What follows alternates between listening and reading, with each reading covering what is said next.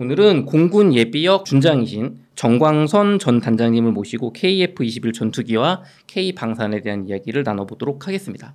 단장님 안녕하세요. 안녕하세요.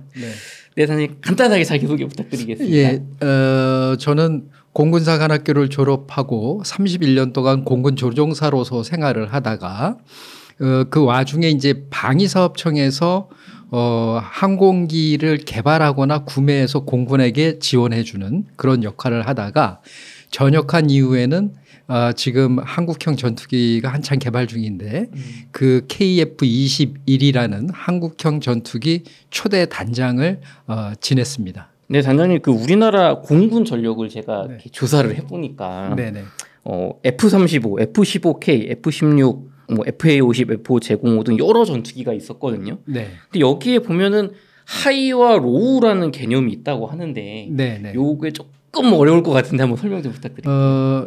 실제로는 이제 그거는 전력 운영 개념인데요. 네. 우리나라는 하이, 미디움, 로우급 세 단계로 나눕니다. 그래서 가장 좋은 성능을 가진 것은 하이급. 그다음에 중간급 성능을 가진 거는 미디움급, 그다음에 낮은 성능을 가진 것은 이제 로급이라고 얘기를 하는데 지금 현재 우리가 보유하고 있는 항공기 중에서 하이급이라고 저희가 분류하고 있는 것은 F-35, 그다음에 F-15K, 그다음에 F-16, KF-16은 미디움급, 그다음에 FA-50이나 F-5는 로우급입니다. 그래서 작전을 운영할 때에 어떤 중요한 임무는 하이급만 들어간다거나 혹은 하이, 미디움을 믹스한다거나 이런 형태로 해서 작전을 운영하게 될 것이고요. 저희 KF-21은 제 생각에는 F-5와 지금 현재 퇴역한 F4의 대체 전력으로 운영되지만 그럼에도 불구하고 성능 때문에 미디움급으로 분류가 되지 않을까 저는 그렇게 생각합니다. 네, 이게 단장님 이 얘기를 들어보면은 여러 가지로 나눠서 하는 것 같은데 결국엔 하이급, 미디움급일수록 성능이 좋은 거예요, 전투기가? 성능이 좋고 좀 더 그 적진 깊숙이 들어가서 임무를 할 수 있는 그런 정도의 성능을 가진 거죠. 그래서 예를 든다면 우리가 이제 북한하고 전쟁을 한다면 제일 먼저 우리가 공격을 해야 될 것이 적의 전술 미사일과 핵시설이 되지 않겠습니까? 그렇죠. 그런 적진 깊숙이 있기 때문에 뭐 F-15를 스텔스 능력이 가진 F-35를 앞에서 밀어넣고 뒤에서 무장을 많이 하고 있는 F-15K를 그렇게 믹스 개념으로 운영을 한다든가 이런 형태로 작전을 수행하는 개념이 되겠습니다. 단장님 그러면은 이제 저 같은 문외한들이 볼 때는 F-35가 스텔스 기능도 있고 제일 좋다고 하던데 그럼 제일 좋은 것만 사면 되는데 왜 이렇게 분류를 해서 이게 운용을 하게 되나요? 지금 이제 그 미국의 합참의장이신 그분 성함이 갑자기 생각이 안 나는데 흑인 분이신데요. 그분이 2021년, 2020년, 21년 이때까지만 해도 미 공군 참모총장이셨거든요. 그분이 하신 말씀이 있습니다. 야, 우리가 마트에 장 보러 가는데 페라리를 타고 갈 수는 없는 거 아니냐. 그것처럼 모든 임무에 하이급을 투입을 한다라고 하면 그 운영 유지비라든가 하이급이기 때문에 또 확보하는데 많은 돈이 들지 않겠습니까? 전투기가 비싸겠죠. 네, 비싸기도 할 것이고 운영하는데도 또 많은 돈이 들 것이고 그래서 예를 들어서 저희가 제공권을 확보한 상태에서 그 북한의 지상군을 공격할 때는 뭐 하늘에 어떤 위험이 없으니까 그냥 가서 폭탄만 떨어뜨리면 되는 것이죠. 그럴 때는 로우급 내지는 미디움급 항공기를 사용을 하고 적의 위협이 많은 적진 깊숙이 들어갈 때는 하이급 스텔스 항공기로 들어가서 공격하는 이러한 형태의 임무가 되기 때문에 하이급이 많다고 하면 역으로 말씀을 드리면 저희가 국방 재원이 한정돼 있기 때문에 그렇게 많은 항공기를 살 수가 없겠죠. 그렇죠. 그럼 장군님 공군에서 이제 KF-21을 개발을 정말 간절히 원했다고 들었어요. 또 단장님은 전투기 조종사 출신이시고 예비역 준장이십니다. 국산 주력 전투기가 없는 서름이라는 게 좀 있었나요 혹시? 엄청나게 많죠. 이를테면 이겁니다. 항공기, 특히 전투기는 상당히 고급 기술이 들어가 있기 때문에 함부로 우리가 뜯을 수 없는 것들도 있고요. 그다음에 그것을 수리하기 위해서는 미 본토로 보내야 되는 것도 있고 때에 따라서는 우리가 성능 개량을 하고 싶은 것도 있지 않겠습니까? 근데 그것도 경우에 따라서는 저희가 돈을 줘도 성능 개량을 하지 못하는 그러한 문제도 있고, 그다음에 제가 2014년에 방위사업청에서 이제 소위 장거리 공대지 유도찬이라고 하는 타우로스를 구매했습니다. 계약 부장일 때. 근데 그것을 저희가 F-15K에다가 장착을 시켜야 되는데 네. 무장 사오는데 돈 주고 그 F-15K 제작사인 보잉사에다가 그만큼만의 돈을 더 또 줬습니다. 왜 그러냐면 그 항공기에 무장을 장착을 해서 이상이 없는지를 만들어야 될 것이고 그쵸. 그다음에 소프트웨어도 개조를 해야 될 것이고 등등 해서 그거 하는 데만 한 1년 이상이 걸려서 매우 많은 지금 제가 기억하건대는 그 무장을 사온 돈만큼을 또 보잉사한테 주지 않았나 이런 생각이 듭니다. 그래서 그런 어떤 자유롭게 우리가 쓸 수 없다는 거 하나. 두 번째는 그런 우리 국산 비행기가 없기 때문에 우리는 그걸 플랫폼이라고 얘기를 하는데요. 네. 그런 플랫폼이 없기 때문에 우리 또 국산 무장을 개발할 수가 없습니다. 우리 국산 무장을 개발을 해봐야 네. 그 외국 업체에다가 야 우리 걸 달아서 시험을 해줘라고 얘기를 해야 되지 않습니까? 그렇죠. 그러려면 우리 국산 무장의 모든 자료를 다 넘겨줘야 되거든요. 그렇죠. 네네. 그렇기 때문에 그게 쉽지가 않습니다. 이래서 만약에 배라든가 전차라든가 하면 지상에서 그냥 우리가 어떤 데이터를 안 주고라도 할 수가 있는데 이 항공기는 이 무장의 형태, 무게 중심 이거에 따라서 네. 항공기 성능이 변화가 되거든요. 그쵸. 공중에서. 그렇기 때문에 그러한 어떤 시험을 해주는 데 있어서 많은 시간과 돈이 들어갑니다. 그러나 우리가 그런 플랫폼을 갖고 있다면 그걸 우리 스스로가 할 수 있기 때문에 그쵸. 그 기술 자체가 우리께 되는 것이고 그 돈도 또 우리 방산업체들한테 들어가는 것이기 때문에 대단히 저희가 서름을 많이 겪었죠. 그렇군요. 네. 그러면은 정말 말씀하신 것처럼 무기 하나 샀는데 그 비용만큼 뭐 이렇게 장착하는 통합하는 비용이 들면은 이거 뭐 배보다 배꼽 크고 사실 그렇습니다. 그리고 그 돈이 우리나라 어떤 기술 업체로 들어가는 게 아니니까 다 외화 유출인 거잖아요. 단적으로 저희가 지금 F-15K를 성능 개량을 해야 되는 시점에 와 있거든요. 네. 한 20년 운영이 됐기 때문에 그게 엄청난 돈이 들어갑니다. 그래서 국방 예산 때문에 그것을 지금 3년째 못하고 이제서 시작을 하고 있는 그런 문제가 있습니다. 근데 그 단장님 그럼 비행기를 저희는 보통 국민들은 살 때 얼마냐 이거에 관심이 많잖아요. 이게 한 대에 얼마냐. 네. 근데 실제 운용하시는 입장에서는 그런 그 운용 비용이나 이렇게 성능 개량할 때 돈이 만만치가 않은 건가 보네요. 비행기 한 대 띄우려면은 기름이 들어가겠죠. 그렇죠. 그다음에 거기서 고장 나면은 이제 거기에 대한 수리 비용이 들어갈 것이고 자동차와 마찬가지로 저희가 자동차 오일이나 공기 필터 같은 거는 주기적으로 바꿔주도록 돼 있지 않습니까? 그쵸, 고장이 안 나더라도. 그것처럼 우리는 그걸 시한성 교체 품목이라고 얘기하는데 그러한 것들이 상당히 많이 들어가는데 그게 다 해외로 나가는 돈입니다. 그러면은 정말 우리께 있으면은 이 테스트도 가능하고 이런 비용도 낮추고 네네.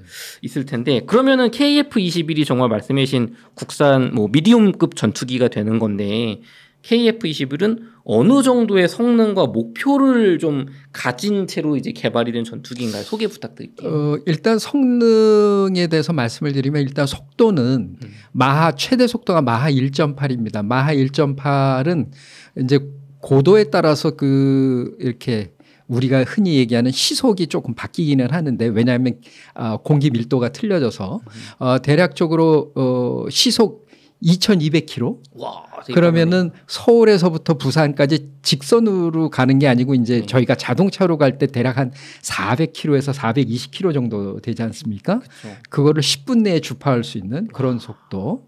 그다음에 무장은 저희가 한 10개 정도의 무장 장착대를 달고 있는데 한 7.7톤 정도의 무장을 달고요.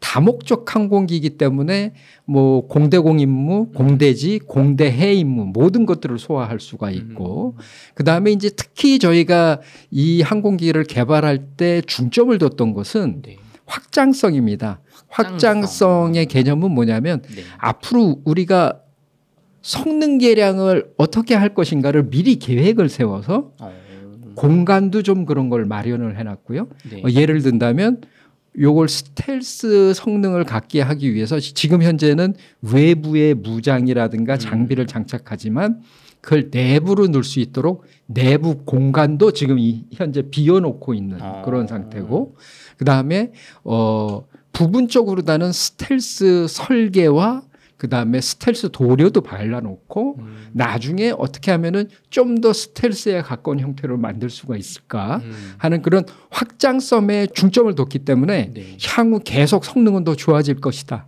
이렇게 말씀드릴 수 있겠습니다. 단장님 그럼 이렇게 성능이 참 괜찮다. 확장성이 좋다. 스텔스 기능이 있다고 생각이 드는데 4.5세대 전투기로 이렇게 알려져 있거든요. 네네. 그럼 요게 세계적인 평균으로 볼 때 어느 정도 급의 이제 전투기인지 성능이 네. 그러니까 이제 뭐 비교를 위해서 우리가 많이 들어온 거 뭐 F-35 뭐 아니면 F-16, F-15K 뭐 유로파이터, 라팔 막 이런 거 들어봤잖아요. 네. 그럼 그런 전투기랑 비교했을 때 뭐 좀 괜찮은 건지 뭐 비슷한 건지 좀 궁금합니다. 저희가 처음에 이 항공기 개발을 계획했을 때는 KF-16 과 동등한 공중 기동 능력, 그런 항공기 기동 능력을 이제 생각을 했고요. 그 대신 그 안에 들어가는 전자 장비, 네. 우리는 이제 항공 전자 장비, 항전 장비라고 얘기하는데 그것은 최신 기술이 적용된 그 항전 장비를 넣겠다라고 생각을 해서 네. 아마 이제 지금 정도 생각하면 F-16 바이퍼 최근에 나와 있는 F-16V라고 하는 F-16 바이퍼 또는 F-15EX급 정도는 되지 않을까 하는 게 제 개인적인 생각이고요. 네. 그렇다면 현재 지금 현존하는 4.5세대의 항공기는 라팔, 유로파이터, F-16 바이퍼, 그다음에 F-15EX 뭐 요 정도가 될 거라고 저는 보고 있습니다. 그러면은 성능적으로는 이게 실제로 미군도 운용하는 전투기 기체잖아요. 그렇죠. F-16 바이퍼하고 F-2X는 아직은 운영은 하고 있지는 않지만 네. 향후 운영을 할 거라고 예상하고 있습니다. 그렇군요. 그럼 미국에선 운영을 아직 이건 왜냐하면은 네. F-15EX 같은 경우는 지금 개발을 해서 이제 생산에 들어갔는가 그 정도 돼 있고요. F-16 바이퍼 같은 경우도 마찬가지.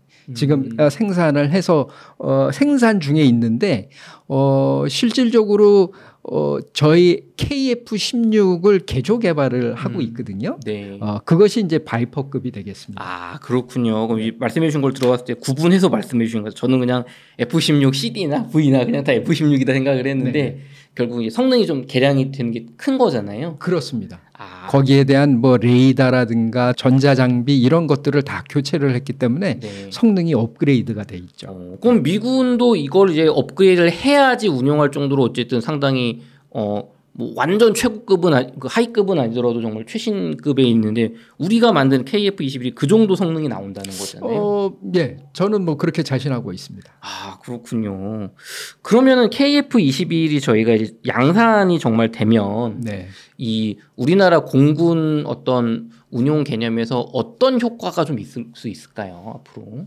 글쎄요. 그건 이제 공군에서 전략적 혹은 작전적으로 어떤 식으로 운영할까를 좀 봐야 될 것 같은데 네. 제가 봤을 때는 뭐 저도 이제 공군 현역 네. 출신이었기 때문에 네. KF-21은 아마도 F-35와 합동작전용으로다 많이 쓰지 않을까. 그 다음에 F-15K가 이제 성능 개량이 된다면 네. F-15K하고 또 합동작전. 왜 그러냐면 F-35는 스텔스 능력은 뛰어나지만 무장을 내장해서 있기 때문에 많은 무장을 할 수는 없죠. 스텔스를 하려면 무장이 밖에 이게 막 날개에 달려 있으면 안 되는 거예요. 그렇죠. 그러면 스텔스 능력이 떨어집니다. 그래서 실질적으로 F-35가 무장 능력이 8톤이 넘어갑니다. 8.5톤인가 그렇습니다. 네. 밖에다가 달았을 때 네. 상당히 무장 능력이 뛰어나지만 그러면 스텔스 항공기가 아니기 때문에 안에다가 달아서 정밀 타격만 할 수 있는 그런 형태로 들어가거든요. 그러면 앞에서 F-35가 들어가면서 어떤 그 적의 방공만 시설을 격파하고 네. 무장을 많이 한 KF-21이 들어가서 공격을 한다든가 혹은 KF-21이 준 스텔스 능력을 갖고 있기 때문에 네. 또 공중 기동 능력은 F-35보다 같거나 저는 또 약간 뛰어날 거라고 좀 보거든요. 그런 형태로 본다라고 하면은 네. KF-21 단독으로 작전을 한다든가. 그런 형태로 다 운영을 할 수 있을 거라고 봅니다. 장군님 저는 이제 전투기 잘 모르니까 네네. F-35면 되게 좋은 거 KF-21은 미디움급이니까 공중전 이런 어떤 기동 능력에서도 F-35가 앞서지 않을까 했는데 그렇지는 오히려 KF-21이 같거나 조금 앞설 수도 있다고 보시는 거예요. 이제 제가 KF-21을 개발에 참여했기 때문에 너무 그걸 자랑하는지는 모르겠으나 네. 요즘 현대전에서는 이렇게 과거 2차 세계대전 그다음에 베트남전처럼 꼬리를 물고 하는 네. 저희 뭐 탑건 매브릭처럼 이렇게 꼬리를 물고 하는 교전은 거의 없습니다. 멀리서 보고 장거리나 중거리 미사일을 쏘고 들어가면서 네. 단거리 미사일로 격추를 시키고 아니면 벗어나는 그런 형태의 전술을 쓰기 때문에 하지만 그럼에도 불구하고 그 어떤 공중 기동 능력은 상당히 뛰어나고요. 네. 하지만 이제 F-35도 공중 기동 능력이 뛰어나긴 하지만 고성능의 원엔진을 달고 무장을 안에다가 넣기 때문에 자세히 보시면 상당히 뚱뚱합니다. F-35 그 비행기 자체가 유로파이터 라팔보다는 상당히 뚱뚱해서 기동 성능보다는 스텔스 능력, 그다음에 전자전 능력 네. 이런 것들을 갖췄죠. 뭐 기동에 있어서는 네. 뭐 그 KF-21이 F-35와 대등 내지는 약간 뛰어나지 않을까? 저는 뭐 그냥 개인적으로 그렇게 생각을 하고 있습니다. 그렇군요. 그럼 KF-21은 정말 다목적이니까 우리나라의 뭐 전투 임무, 폭격 임무 아니면 뭐 제공 임무 여러 가지의 운용이 될 수 있다고 생각이 드는데요. 제가 찾아보니까 참 그 공군에서 가동률이라는 개념이 있더라고요. 전투기의 가동률. 네네. 그래서 실제로 전투기가 100대가 있다고 해서 그게 다 쓸모가 있는 게 아니고 뭐 어디는 정비가 있고 어디는 고장나 있고 이래서 이 미국 수입산 전투기가 가동률이 떨어진다고 하는데 요 개념을 조금 설명해 주실 수 있을까요? 가동률은 이제 좀 전에 그 PD님께서 말씀하신 것처럼 전체 보유 항공기가 얼마만큼 작전에 투입할 수 있는지를 그 백분율로 나눈 게 이제 가동률인데요. 네. 그렇기 때문에 과거에는 그 가동률을 높이기 위해서 이제 그 수리 부속을 미리 사놓습니다. 미리 항공기를 구매할 때 수리 부속을 미리 사놓고 거기에 대한 수리를 합니다. 그런데 점점점 최신 항공기로 넘어갈수록 가동률이 떨어지는 이유가 뭐 수리 부속이 모자라서라든가 이런 것보다는 수리를 할 수 없는 품목이 더 늘어나게 되는 겁니다. 왜냐하면은 그 블랙박스 형태로 개발이 된다라고 저희는 말씀을 드리는데요. 네. F-35 같은 경우는 뭐 레이더가 고장난다? 네. 그 우리나라 공군이 고칠 수가 없습니다. 정비를 할 수 없이 그 레이더를 들어서 지금 현재는 그 MRO라는 데가 그 호주 네. 뭐 일본 이런 데 있기 때문에 그런 데로 보내주든지 아니면 미 본토로 보내주든지 해서 고치거나 네. 아니면 그 사람들이 정비사들이 와서 직접 수리를 한다거나 그래서 상당히 시간이 오래 걸리죠. 네. 점점 그런 품목들이 많아질 겁니다. 왜냐하면 최신 기술이 들어가기 때문에 네. 그 기술에 대한 어떤 유출 이런 것 때문에 앞으로 점점 많아질 겁니다. 그러나 이제 저희가 그거를 개발을 했다라고 하면 네. 그런 어떤 장비면 뜯지 못하는 장비면 실제로 한국항공은 진주 사천에 있지 않습니까? 네, 그렇죠. 그럼 뭐 바로 뭐 비행기 타고 뭐 1시간이면 가서 그쵸. 갖다 주고 예비 거를 갖고 와서 붙인다든가 뭐 이런 형태로 다 바로 들어갈 수가 있는데 네. 이제 한참 그 최근에도 그 뉴스에 나왔던데 F-35 가동률이 떨어지고 돌려막기를 하고 있다. 뭐 이런 뉴스가 나오는데 그거는 부품이 없기 때문에 그럴 수밖에 없습니다. 그럼 고장 나면은 뭐 그 미국 본토로 가든지 일본이나 호주 같은 정비 네. 쪽에 뭐 왔다 갔다 하면 몇 달 뭐 몇 달일 수도 걸리겠죠? 있고 몇 수일 수도 있고 그것에 따라서 그렇죠. 그리고 네, 경우에 따라서 사실은 네. 뭐 군사 기밀 때문이지만 사실 간단한 수리일 수도 있는 거잖아요. 그게 그것이 간단한 수리일지 아닐지는 모릅니다. 왜냐하면 박스로 다 해가지고 이걸 네. 뜯지 못하게 해놨거든요. 그래서 아주 재밌는 에피소드를 하나를 말씀드리면 네. F-15K를 저희가 구매할 때 네. 전자광학 영상 표적 추적 장비라는 그 타이거 아이라는 그 장비를 하나 사왔거든요. 네. 그 장비가 이제 전자광학으로 다 해서 표적을 추적하는 좌표도 찍고 이런 건데 그것이 고장이 나서 네. 우리 공군 정비창에서 한번 뜯어본 적이 있습니다. 그런데 뜯어본 다음에 그걸 잘 붙여서 이제 잘 고치지를 못하니까 잘 고쳐서 미국으로 락히드 마틴사로 보냈는데 락히드 마틴사가 그걸 보니까 이거 한국 공군이 뜯어본 것 같거든요. 그래서 미 정부에다가 보고를 했습니다. 진짜요? 그래가지고 그게 발칵 뒤집혀서 미 정부에서 우리나라로 와서 뭐 나쁘게 얘기하면 뒤져보기도 하고 비밀을 캐갔느냐 아니냐 이래서 저희가 그러한 것들에 대한 어떤 제도도 바꾸고 그랬던 것이 한 10여 년 전에 그런 일이 있었거든요.